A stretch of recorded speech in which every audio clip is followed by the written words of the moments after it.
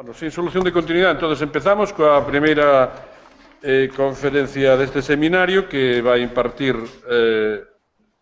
non podo dicir profesor, porque infelizmente a universidade non se ocupou. Pero non o digo no currículum, pero si eres profesor, xa sei, pero non da forma profesional que se suele decir esta palabra. Bueno, Aurelio Vilas Portugal na actualidade é director xeral de Migracións, pero xa se dixo aquí, convén repetilo, ten unha longa traxectoria na xestión pública e tamén no desempeño de profesións privadas, como abogado de profesión, que foi case desde que acabou a carreira, ou sin case. Logo ten unha longa traxectoria política que empezou nas primeiras eleccións ao Parlamento Autonómico de Galicia en 1981, e desde aquela altura, como diputado da primeira Cámara Autonómica, prácticamente non deixou nunca de estar presente na vida pública dunha forma directa, específica, estricta, ou a veces dunha forma menos directa, de modo que, neste sentido, é unha honra para nós que poderes estar aquí de novo. Non é a primeira vez que ven ao Consello, é un amigo do Consello.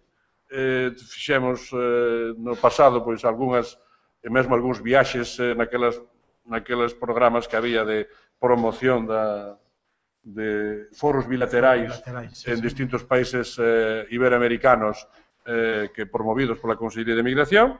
Nesta perspectiva, pois creo que, como xa decía Antonio Rodríguez Miranda, é a mellor persona para comezar esta intervención e este seminario. De modo que, benvido, moitas gracias, e tes a palabra.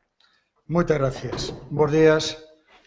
Pasaré a lengua castellana por haber aquí personas de conocimiento de lengua castellana y probablemente no de gallega. Querido y admirado presidente, querido e admirado secretario xeral, autoridades, demás conferenciantes, señoras y señores. Si me van a permitir una reflexión sobre todo lo que oí anteriormente, yo voy a decir una frase que siempre me ha provocado la situación, por eso digo la frase. España no se merece no tener una ley de nacionalidad. De alguna manera es una reflexión sobre este seminario del que vamos a hablar. España y Andorra, que yo sepa, son los dos únicos países del mundo que no tienen una ley de nacionalidad. Eso explica probablemente la propia historia de España. La propia historia de España se encierra probablemente en ese mundo de la no definición de una manera clara, en donde se ha visto a lo largo de la historia, y este seminario lo vendrá así a demostrar, creo yo, las constantes entradas y salidas de la nacionalidad española. Y digo, aunque después espero decirlo, no sé ya el tiempo que tengo ni el orden que tengo en las cosas, pero por si quedase descolgada, porque probablemente sea más importante para este seminario que todo lo que yo pueda decir primero, por no ser un erudito, y los que me van a seguir en el uso de la palabra sí lo son, pero dejar claro algo. El Quijote, concretamente en su segunda parte, aquella que el conde de Lemos financió y también sustentó a Miguel de Cervantes, por eso se tiene el segundo apellido de Saavedra, tiene una parte que es cuando cuando Sancho deja la ínsula de Barataria y se encuentra en el camino a Ricote. Tengo aquí algo para ser leído de Ricote, me lo leía mi padre siendo yo niño, que en el fondo me venía a contar los exiliados españoles. Lo leeré, solamente un trocín pequeño, pero que quede claro, por si se pasase, porque el tiempo va muy deprisa y uno no ha ido a velocidad ni desde la nube a la velocidad que el tiempo nos marca. Ricote, quedémonos con él, porque yo creo que es la figura y el hecho de la España del XVII, que no es más que la España del XVI o la España del XIV, del siglo XIV. Bien, permítame que empiece primero leyendo algo que no es novedoso, pero sí lo he escrito y pensado en otros momentos, y por ello quiero transmitirlo porque tal vez sea mi camino articulador del pensamiento, no mío, sino de aquellos otros de los que he podido, en todo caso, seguir. Probablemente no he aportado nada, ni espero aportar nada, nada más que la inquietud sobre estas materias. La emigración es la causa de todos, un eje vertebrador que da la medida de cohesión de un país, de su sentido de la dignidad, de la valoración de su trayectoria como pueblo, revela el significado de la reciprocidad que ha de empezar justamente con los conciudadanos que luchan y trabajan lejos del cielo que les vio nacer y de la tierra que no pudo alimentarles o que los expulsó. Son el cruce y el aquilatamiento de ideas impulsadas por un profundo compromiso moral, el que está en juego, la manera de vernos, considerarnos y reconocernos como una nación, una comunidad de comunidades plural que se extiende por encima de fronteras y límites. Es por ello que estas jornadas han de implicarnos en un mayor compromiso político con aquellos que por estar lejos y en muchas ocasiones por estar envueltos en convulsiones sociopolíticas o crisis económicas reclaman ya no nuestra solidaridad, sino aquello que les corresponde en justicia. Desde Galicia, aunque mi conferencia era más pretenciosa, que hablaba de las instituciones españolas, me voy a centrar en Galicia y ni en todas, solamente en un momento por ser imposible, como explicaré más adelante. Desde Galicia nos hemos diferido actuaciones cuando estas han sido urgentes, cuando las situaciones reclaman inmediatez y sobre todo cuando, como tantas veces, no llegar a tiempo es el equivalente a no llegar nunca. Lo hemos hecho sin acotar espacios, lejos del exclusivismo, buscando el beneficio del conjunto. Galicia y España precisan de su emigración, pues la emigración representa lo mejor de su trayectoria, un pasado de dignidad y fortaleza y una proyección irrenunciable de futuro. Todos y cada uno de nuestros conciudadanos, estén en donde estén, constituyen la mejor embajada. La mejor embajada. Hoy que se habla de España asimétrica, convendrá recordar que no hay mayor asimetría que la de sufrir el desgarro de la patria de lo más granado de nuestros hombres y mujeres, que en el caso de los gallegos han contribuido como nadie a construir Madrid, Barcelona, Bilbao, París, Londres, etcétera, etcétera, y como no podría citar todo aquello que corresponde a los países hispanos o iberoamericanos.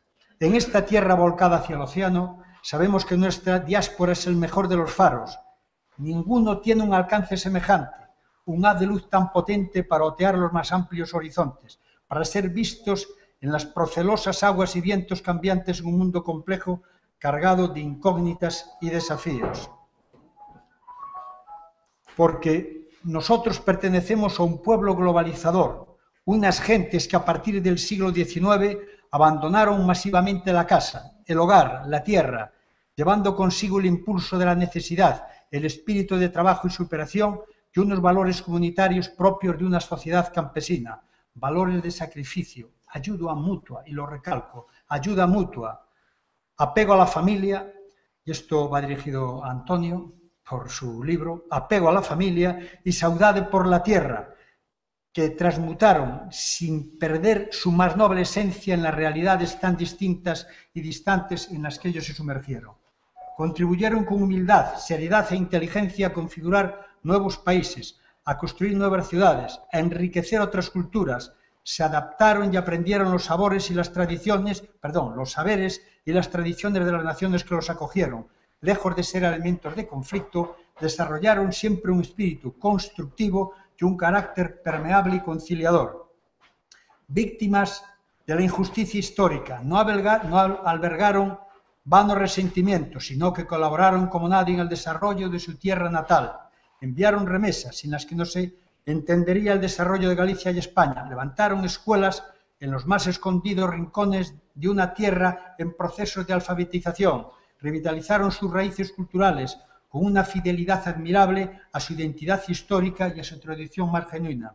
El crecimiento económico de España y el resurgimiento cultural de Galicia son inexplicables sin esa multitud que acabó repartida por los 5 continentes, como un auténtico tercer espacio, me quedo en el término tercer espacio de convivencia e interrelación.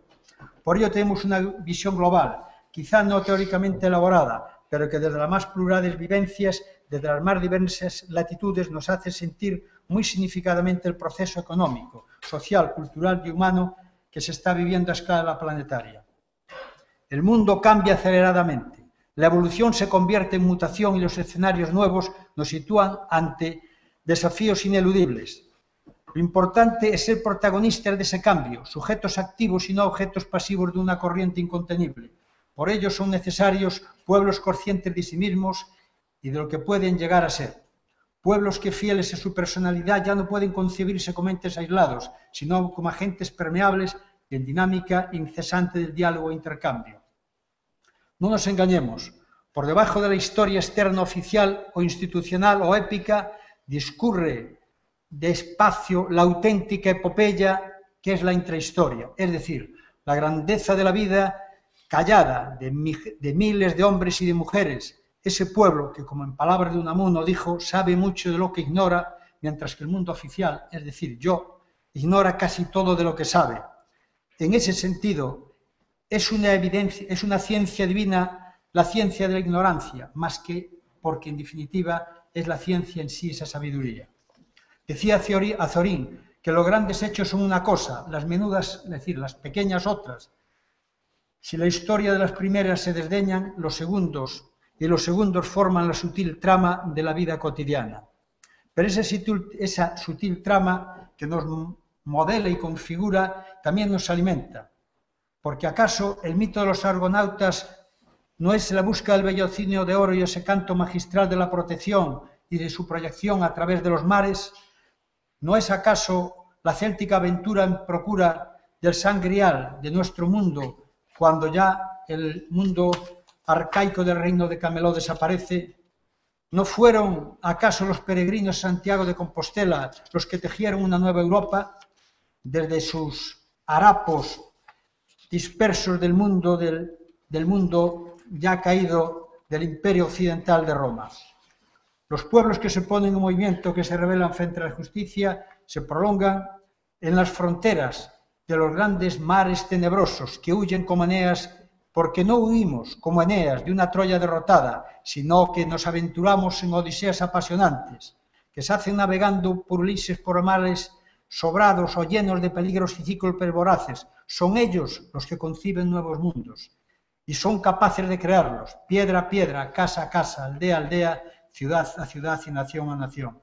Nosotros, los gallegos y los españoles, pertenecemos a un pueblo milenario que escribió, y así lo escribió en uno de sus primeros libros de viajes, allá en la Galicia de los romanos, una mujer enigmática llamada Eseria, que nos dejó páginas indelebles de un camino iniciático y misterioso. Esa bruma que a veces dice que nos llena y cubre, no es cierto. La bruma nos agudiza los sentidos para ver y entender mejor el mundo.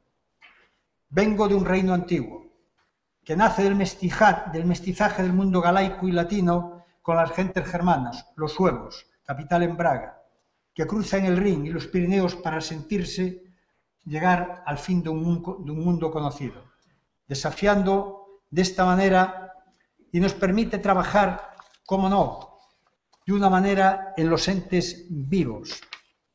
Así, nuestra gente ha trabajado en una ciudad eterna, apostólica, un auténtico sueño de piedra, labrada por la sandalia llena de fe de los peregrinos medievales. Así disfrutamos de un progreso que se debe fundamentalmente al esfuerzo de tantos y tantos emigrantes que cruzaron el Atlántico para forjar un mundo mejor. No olvidemos que el gran crecimiento de Santiago se debe fundamentalmente en el siglo XVII, anteriormente o posteriormente al mundo del medievo. ¿Por qué? Porque América contribuye de manera decisiva con sus rentas a poder construir el Santiago que en parte conocemos, el Santiago barroco. En estos momentos de reflexión sobre lo complejo e identificado fenómeno de la globalización, no debemos olvidar que fue esa migración la que creó un escenario global que abarcaría latitudes distantes, pero que germinó en la ayuda del hombre a hombre, del compañero a compañero, aquellos que tenían más que una patria común, una lucha común, unas heridas semejantes, aquellas que en la desolación y el abandono supieron ofrecer un amau de irmão, una mano de hermano, tal como nos recuerda el poeta gallego universal Celso Emilio Ferreiro. Aquellos que destrozaron con potente brazo y firme la piedra de las longas, de las largas noches de piedra. Así pues, el factor humano, los vínculos solidarios de conjuntos de gentes de cara a un apoyo mutuo para buscar soluciones a las necesidades básicas fundamentales, empezando por las más elementales, y así la supervivencia garantizó la existencia y la vitalidad del individuo y de los grupos en los que se integra, esa integración que necesariamente se estructura alrededor de valores culturales e identitarios. Lo digo culturales e identitarios porque otros pueblos se unieron en torno a mutuas y en ellos no hubo el núcleo vertebrador de las etnias. Y no hablo etnias en sentido racial, sino en sentido de la latitud de donde uno procede. Los que en base a una latitud se unieron y conservaron esos valores subsisten. Hoy en día hemos visto desaparecer sociedades de otros orígenes, ya no voy a decir ni citar países, pero han desaparecido, porque les unía fundamentalmente simplemente las ideas materiales. Cuando las inmateriales son las que le rodean, llegamos a buen término. Galicia como pueblo creó su propia cosmovisión, proyectándose cara adelante, contribuyendo a construir desde sí propio y desde otras culturas y mismo desde otras civilizaciones, proporcionando un aire fresco a los lugares en donde se asentó. Es bien cierto que también se alimentó de aquellas sociedades y culturas en las que se sintió inmerso. Galicia rompió el círculo vicioso del egocentrismo, que significa dar vueltas, y para ello, como no, nadie mejor que Ramón Otero Pedrayo nos lo puede explicar en su magnífica novela Alrededor de sí, y por qué no, no Señorito da Reboraina, donde de manera clara nos demuestra que el mundo no somos nosotros, pero que nosotros estamos en el mundo y que algo tenemos que aportar al mundo. Y cuando ese hombre sale y ve lo que hay en el mundo, comprende que esa universalidad es buena para nosotros, pero que también nosotros contamos en esa universalidad, pudiendo hacer aportaciones que en algún caso, en muchos casos, han enriquecido a los países en donde nos hemos asentado, tanto en latitud norte como en latitud sur, o en altitud. Hubo un periodo largo en el que los gallegos han cruzado, como no, los océanos, y fundamentalmente les unieron vínculos que se tradujeron en mutuas y fundaciones, animadas siempre por el mismo sentir y ayuda recíproca, que es la fraternidad y la filantropía. El gran desembarco de los gallegos en el exterior se produce en el momento de la eclosión de la filantropía en los países hispanoamericanos o iberoamericanos, mejor dicho, que se sumaron y de alguna manera se sintieron imbuidos por aquellas corrientes enciclopedistas que ya se conocían aquí. Y no en balde nuestros ilustrados no solamente no se habían alentado en ellas, sino que de alguna manera les sirvió para defender, como veremos más adelante, a aquellos españoles que salían fuera, y en particular a los gallegos, Padre Fijó, entre otros, o el Padre Sarmiento.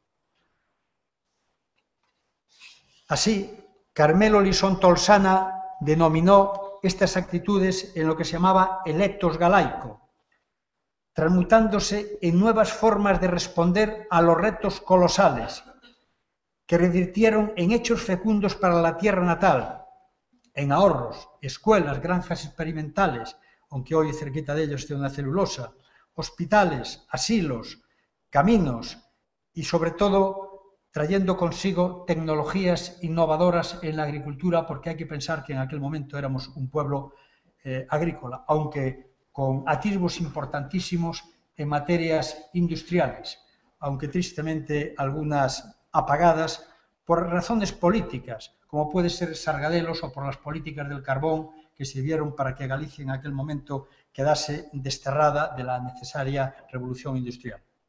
Las condiciones de trabajo eran duras, pero los hombres procedentes de tierras muy distintas le permitía en esos lugares encontrarse con su gente de origen y empezando a aflorar lo que ya hacían, la colaboración, es decir, que se tradujo de una manera clara en acciones de entendimiento para actuar realmente como lo que eran, como un pueblo, con un pensamiento.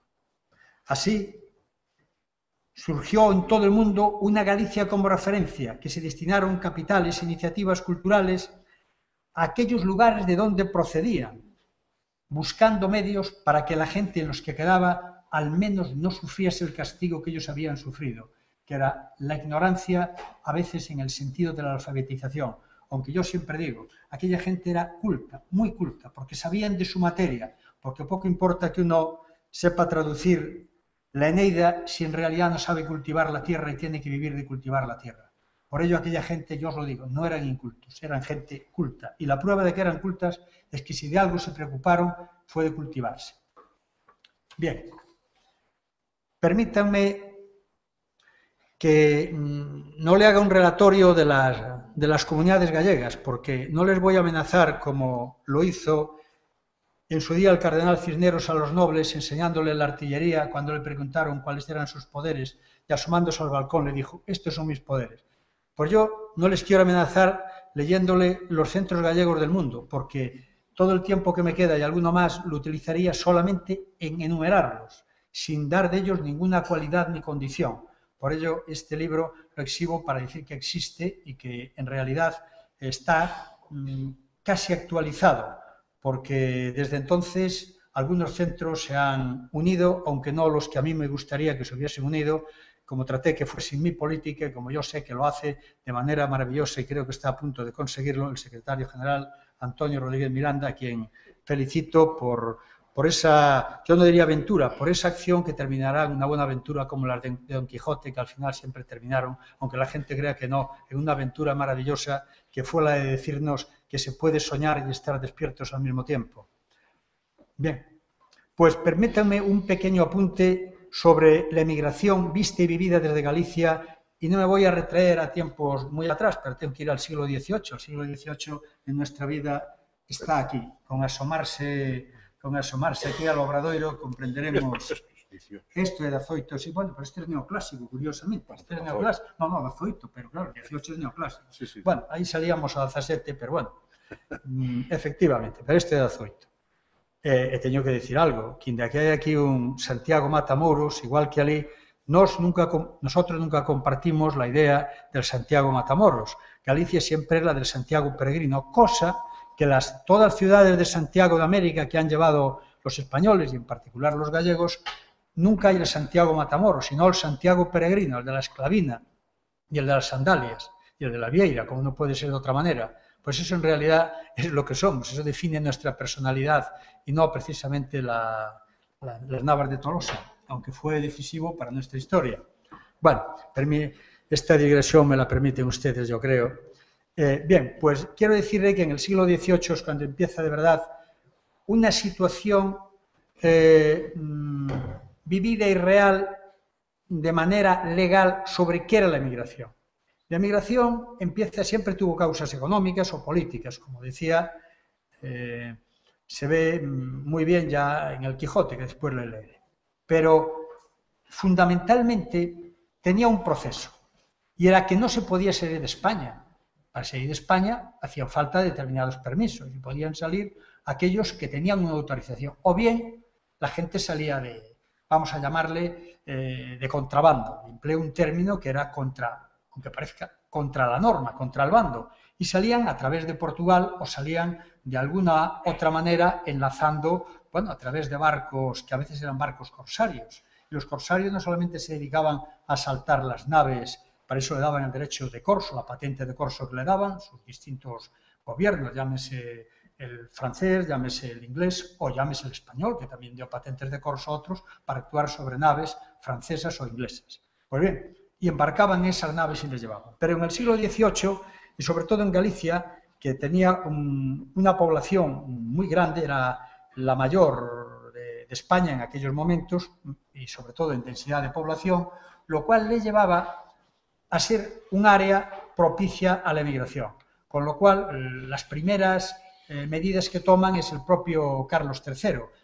Yo solo leí la historia, aunque yo estoy seguro que fue Fernando VI cuando crea su gran armada de comercio, y su armada pues necesitaban mano de obra y necesitaban gente para trasladar a las colonias. Es el impulso de gran Fernando VI.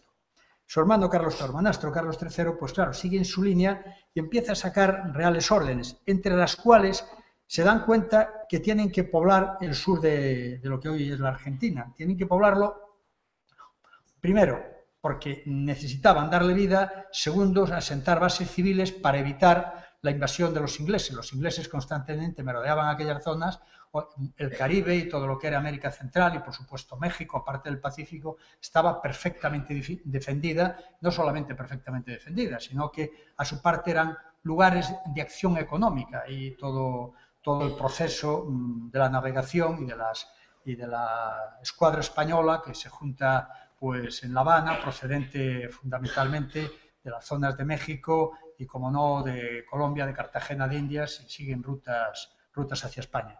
Pero claro, quedaba la zona sur aquella y que de alguna manera Carlos III hace lo que se llama la expedición de las familias. Entre los años 1778 y 1784 hay unas grandes llegadas de gallegos y de españoles a aquella zona. Pero los gallegos digo más, ¿por qué? Porque, como decía el propio padre Sarmiento, era un área especial para los gallegos, porque en definitiva tenían un tipo de agricultura y de ganadería que se podía allí explotar, con lo cual allí se dirige. Pero vemos posteriormente que a lo largo del tiempo es en Buenos Aires en donde empieza a llegar una colectividad, y me voy a centrar, aunque hago un repaso brevísimo, me voy a centrar en Uruguay y después explicaré por qué. Pero hay que recordar, y yo la verdad no lo sabía, y me llenó de ilusión saberlo, que la primera orden de hermandades de gallegos es del año 1768. Yo pensé que la primera era una de Cuba del año 1804, pero no, 1760, y concretamente de Nueva Galicia, es decir, de Jalisco, Nueva Galicia, en el cual se crea un estatuto que era concretamente el de las Hermandades de Santiago. Hermandades de Santiago y el Virreinato de Nueva España, por el cual pertenecen los primeros son el rey y la reina y sus descendientes, y a continuación los de origen español, dice, los gallegos, por su buena manera de vivir, de actuar y de contribuir a la mejora de la patria. Quiere decir que se habían tomado como ejemplo. Y posteriormente aparece en 1804, ya digo, en Cuba una. Pero cuando llega la gran eclosión, como dije, es con la llegada de los vapores. Los vapores ponen en valor que sea mucho menos costoso el viaje a América. Antes iba en veleros, era muy lento, era muy costoso y no todo el mundo podía ir. Pero a pesar de ello, de ir en vapores tenía un coste. Los gallegos, de alguna manera, podían pagarlo porque hacían el pacto de retro, una figura civil horrorosa por la cual una persona entregaba sus bienes y decía que si en un tiempo determinado no era capaz de devolverlo, pues se le quedaban con todos. Es decir, este es el mercader de Venecia contado de otra manera. El otro, en vez de la libra de carne, pues aquí ya se quedaban con todos sus bienes, que también era la hacienda y la vida, en definitiva. Y efectivamente el pacto de retro, y en tu zona lo habéis vivido, en la zona de Villalba, de manera especialísima, donde a veces los que tenían el dinero se le quedaban con los bienes a los que no lo tenían. Y había después préstamos, etcétera, etcétera, pero en definitiva lo que vengo a decir es que había algún dinero porque la gente era propietaria y si no hacía el pacto de retro, vendía una finca, o había algún vecino que se lo podía prestar. Entonces estos podían viajar en vapores. Eso explica por qué han ido muchos gallegos y no han ido de otras zonas. Había zonas que tenían una mano de obra sobrante muchísimo mayor. No voy a explicar cuáles de España, pero no podían porque no accedían a eso, no tenían esos medios.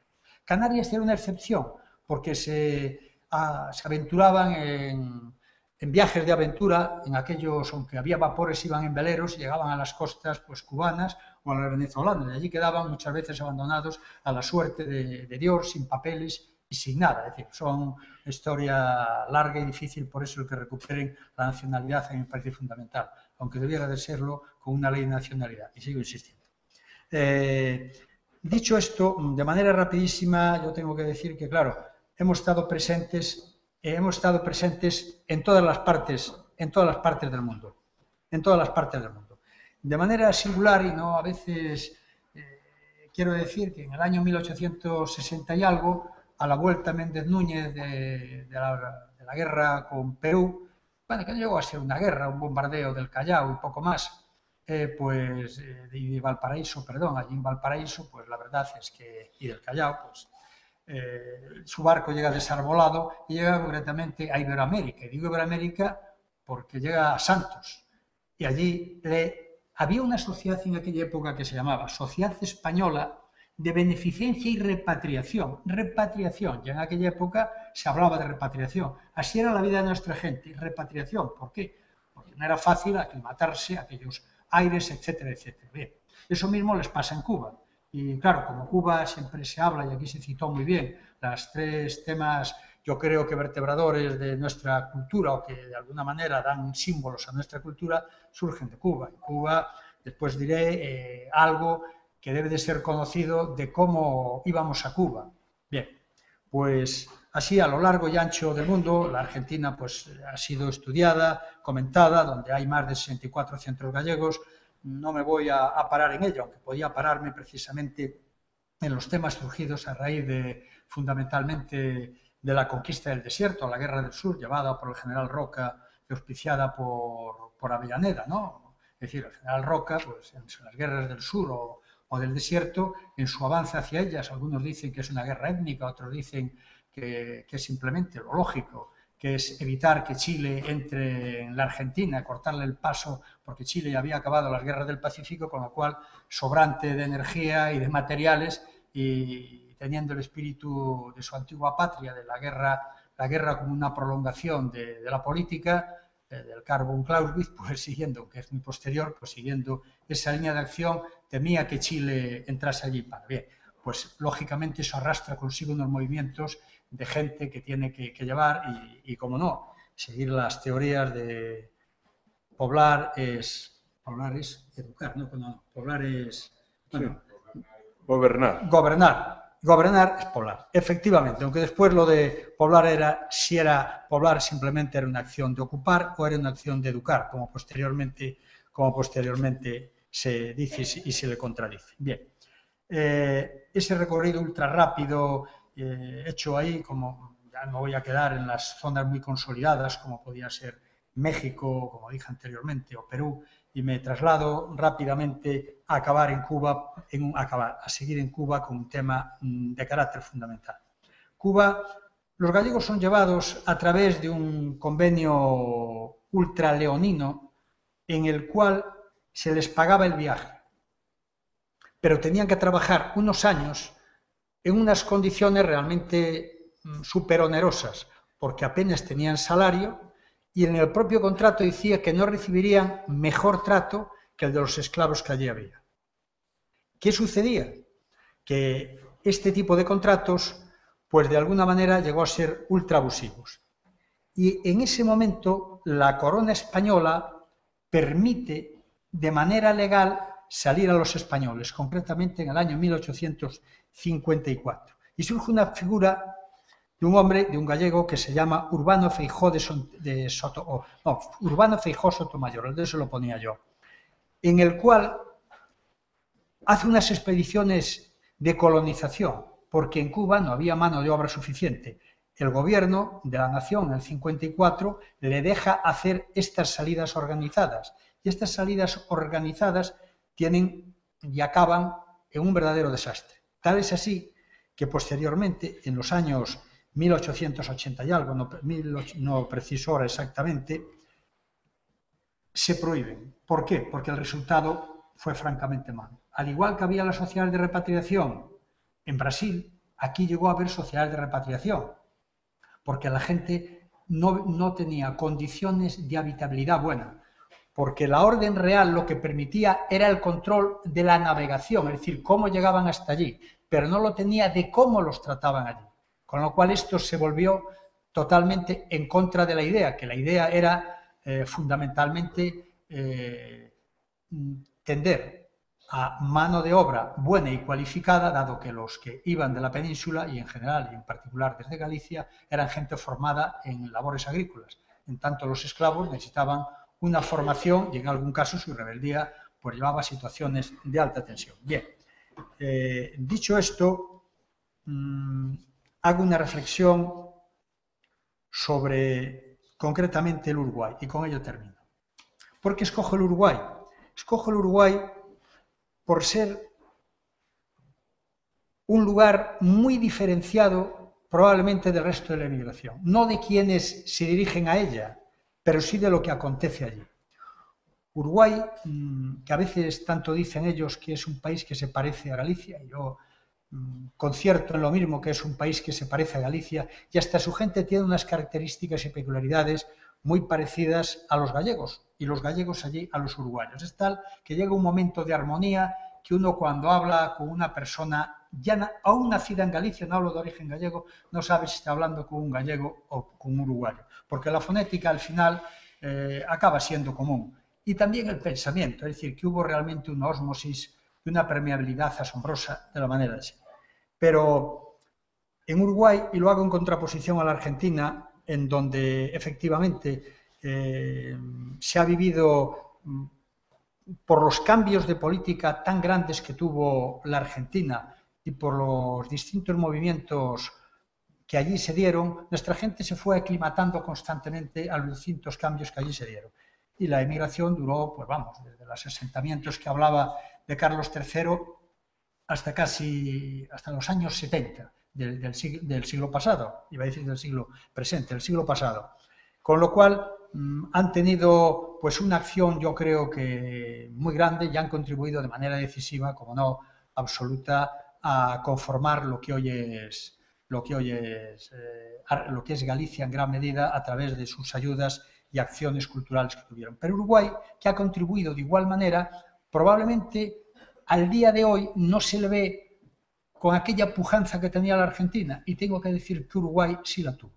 El que se dice primer centro gallego, digo el que se dice, vamos, que es el del Centro Gallego de Uruguay del año 1879, cuando allí se funda esto, quiere decir que ya llevaban muchos años. ¿Por qué se funda? Por todo lo que dije anteriormente. Es decir, se junta porque, en primer lugar, la gente tiene unas necesidades de tipo material.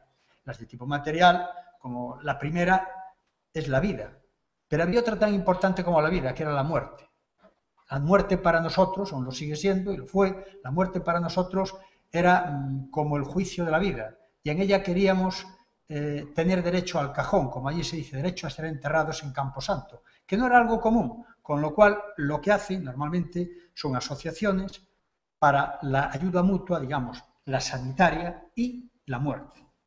En ello, bueno, no solamente en Uruguay, con visitar los cementerios de Cuba o el Colón o la Chacarita en la Argentina o bueno, en Buenos Aires, o concretamente los de Montevideo, uno ve cómo hacían con la muerte, y casi parece el antiguo Egipto, en el sentido de que hay monumentos funerarios increíbles donde vemos obras de Asorey, del gran escultor de Entre las dos guerras, yo digo del gran escultor mundial entre las dos guerras, basta sumarse un poquito aquí, ya vemos una de ellas, de San Francisco, y cómo no, de Benlliure, allí vemos obras de Benlliure, y creo que hay una de Rodin, según se me dijo, lo ando buscando, pero no, en la Chacarita, una de Rodin, y seguro que sí, lo que pasa es que no es mito ni fábula, esto que digo es realidad.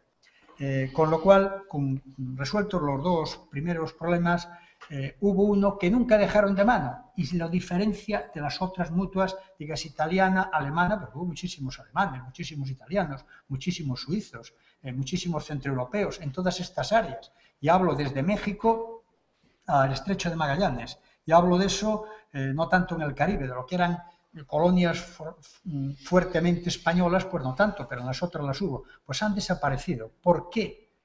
Porque, como decía antes, la etnia y la etnia de nacimiento, insisto, no la etnia racial, de alguna manera les condujo. Y sobre todo porque su filantropía les quería y les llevó a que lo principal no eran ellos allí, sino es lo que habían dejado fuera. Es decir, siguieron conservando ese hilo y tanto les preocupó que daré lectura a un párrafo muy pequeño de por lo que se preocupaba el Centro Gallego. El Centro Gallego, y lo digo, tiene dos momentos. El primero, que es un centro comunitario, un centro que lo que más le preocupa a ellos en realidad es la idea de representar, es decir, la idea común de lo que se viene a llamar el asociacionismo, pero posteriormente, dado que la colonia gallega había crecido en importancia, empiezan a tener lo que se llama un centro de representatividad, es decir, un centro de importancia.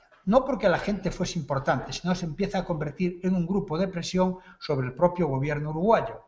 Al convertirse un grupo de presión, las gentes que lo lideran empiezan a rodearse de gallegos importantes y a darle menos importancia, y perdón por la redundancia, a aquellos que no tenían o ostentaban un cargo importante. Y ello empieza a desnaturalizar la razón del centro gallego. Por eso surge Casa de Galicia, quien tú tienes visitado todas ellas. Casa de Galicia surge para tomar el espíritu primigenio de lo que era la sociedad. Es decir, nosotros estamos aquí para ayudar a los nuestros, pero para ayudarlos en lo cotidiano, en lo ordinario. Y por ello surge esa contradicción entre los dos. Y empieza a haber entre ellas pues una cierta discrepancia, que tú y Antonio no la vives, pero en aquellos momentos la vivían.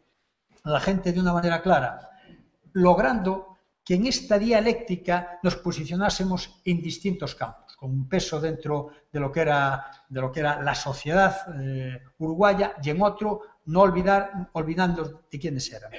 De manera rápida, porque yo creo que no me queda casi tiempo, pues de manera rápida tengo simplemente que recordar quiénes... No, tengo lo del Quijote, tengo lo del Quijote aquí, pero algo que quiero... No voy aquí a dar lectura, por supuesto, a todos aquellos que colaboraban en las revistas. Pero para que algunos, no de los presentes, sino más bien de los ausentes, puedan darse cuenta de que personas escribían en la revista del Centro Gallego, que tuvo, bueno, varios momentos con distintos nombres o cabeceras, como se llama técnicamente. Pues mira, entre otros, Blanco Amor, Risco, Castelao, Azorín, Cabanilla, Valle Inclán, Jacinto Benavente, Blasco Ibáñez, Ortega y Gasset, Ramón Otero Pedrallo, García Lorca, y, como no, por allí pasaron gentes tan excepcionales como Colmeiro, como Asorey, a quien tanto yo admiro, Santiago Bonome, Sotomayor, Francisco Álvarez de Sotomayor, como no, Sorolla, Benlliure, y me dejé al final a una mujer de especial predilección para mí, que es Maruja Mayo. Maruja Mayo, que tan enamorada de ella estuvo Miguel Hernández y Pablo Neruda, y, como no, el propio André Breton, aunque nunca se atrevió a confesarlo a André Breton, pero fue su musa, y es más, y hasta el propio Ortega y Gasset no ha enamorado, pero sí su musa, porque cuando nosotros vemos concretamente en la revista Occidente, gran parte de las ilustraciones, muchas de ellas, son de Maruja Mayo. Por eso le dedico este momentito a Maruja Mayo, porque al final uno es un individuo y no puede renunciar a aquellas cosas que uno ama o quiere. Por ello, brevísimamente, diré qué es lo que hacían fuera. Pues diré que en vez de preocuparse, no solamente preocupándose de ellos, les preocupa de una manera clara lo que ellos habían de peticionar para los españoles que aquí estaban. Yo os voy a leer una solicitud del Centro Gallego al Gobierno español, iré muy rápido. Excelentísimo señor, se dirigen al Gobierno español. Es que el asombro Los que suscriben, presidente y secretario del Centro Gallego de Montevideo, República Oriental del Uruguay, en nombre de la Junta Directiva y en el propio, se dirigen muy respetuosamente a VE en solicitud de que el Gobierno que se digne a su presidencia, acuerde la creación de cátedras de idioma y literatura gallegas en la Universidad de Santiago de Compostela y, a ser posible, en todas las facultades normales de Galicia. Son innumerables los fundamentos en los que nos pondríamos para apoyar nuestra solicitud, tal. El idioma gallego ha sido tal. Bueno, y asimismo le recuerdan al Gobierno español la posibilidad de la doble nacionalidad. Es decir, ese es en otro apartado, pero no daré la lectura. Lo cual indica que esta gente no era que fuese una adelantada, es que igual nosotros éramos los atrasados, que esa es la historia que yo me planteo siempre. Igual nosotros íbamos muy por detrás. ¿Por qué? El por qué no lo voy a explicar aquí. La ley de memoria histórica que entraréis vosotros o ustedes nos lo explicarán perfectísimamente por qué íbamos muy atrás. No podía yo renunciar a comentar lo de Ricote. Como comentaba, viniendo de la isla de Barataria, Sancho, se encontró concretamente a bueno, no era exactamente un converso, un morisco, pero era converso. Con converso se habla de los judíos, converso era para todo. Porque aquí en España parece que solamente teníamos los judíos, y en la ley de la memoria histórica después ha dado lugar a que los judíos pueden recuperar la nacionalidad. Yo no voy a hacer aquí reivindicación, ojo, no estoy haciendo reivindicación, pero simplemente recuerdo los moriscos. Bueno, recuerdo los moriscos que fueron expulsados en dos momentos, unos con los judíos y en dos momentos diferentes. Unos, recordaremos a Juan de Austria y recordaremos también las Alpujarras. Bueno, pues ahora para no entrar a la masa de quiero, dicho sin historia, no hacer yo el ridículo, pues sitúo esa situación. Y se encuentra, estamos hablando del siglo XVII y estamos hablando de Felipe III. Y cuando se encuentra Sancho a un vecino suyo, al final lo reconoce. Y dice, pues soy tal, que me fui a Francia, de Francia a Alemania, y que Alemania es un país maravilloso. ¿Por qué? Porque en Alemania cada cual anda lo suyo y cada cual, si no se mete con otro, hace lo que quiere. Venía a decir el espíritu, bueno, un poco del protestantismo, era aquel mundo diferente, lógicamente estaba hablando del mundo. Y dice lo siguiente, le dice a Sancho quejándose de su pena, Ricote le dice, finalmente con justas razones fuimos castigados con la pena del destierro, blanda y suave, al parecer de algunos, o decir los otros, pero al nuestro, la más terrible que se nos podía dar. Doquiera que estamos, lloramos por España, que en fin, nacimos en ella y es nuestra patria natural, bla, bla, bla, bla. Bueno, digo esto porque nada nuevo bajo el sol.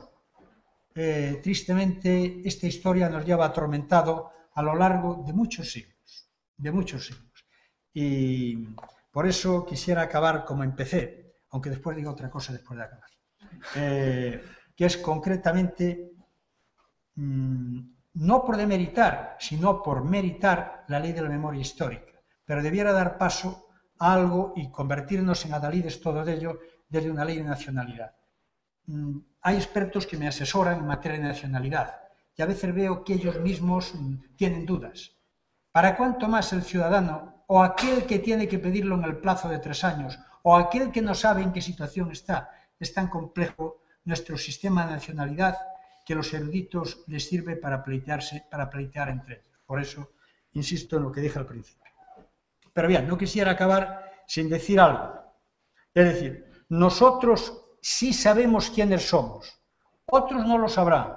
Y la prueba de que sabemos quiénes somos es que hemos llegado, después de siglo y medio, de 2 siglos, hemos llegado hasta aquí. Hemos llegado vivos, hemos llegado con tal número de sociedades que tal vez nos abruma y embarga. Por ello de ahí la idea de juntarlas, de reunirlas. Pero ojo, tengo que felicitar, y voy a leerlo porque me gusta leerlo, al Consello da Cultura Galega. ¿Y por qué tengo que felicitarlos? Porque de alguna manera han impedido de que se pierda un bagaje que una vez perdido ya no se recupera. Eso no está en la nube, hoy puede ser que esté en una parte.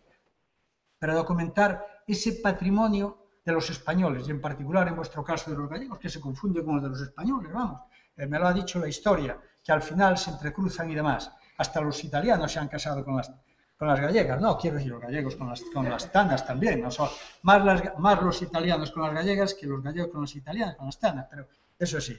Entonces, no nos engañemos.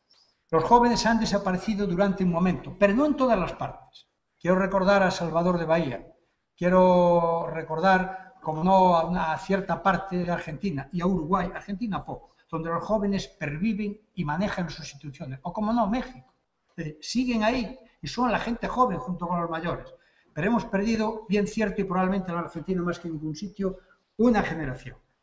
Pero ya ahí está la gente joven trabajando. Hay asociaciones que están haciendo un trabajo maravilloso y sobre todo yo tengo fe en que nosotros sabemos quiénes somos y sabiendo quiénes somos dejo en manos de los eruditos que busquen fórmulas para que seamos siendo lo que somos, ese pueblo sabio que a lo largo de la historia no nos hemos arredado por nada, y menos ahora. Y es bien cierto que hay españoles que salen, siempre salieron, bajo distintas formas. Entonces, aquellos que llamamos la emigración clásica y aquellos que parece que salen ahora son hijos de la misma patria, probablemente no exactamente con las mismas circunstancias, pero no hay dos que hayan salido con la misma circunstancia. La única circunstancia es la tierra que los envía fuera. Muchas gracias y más nada.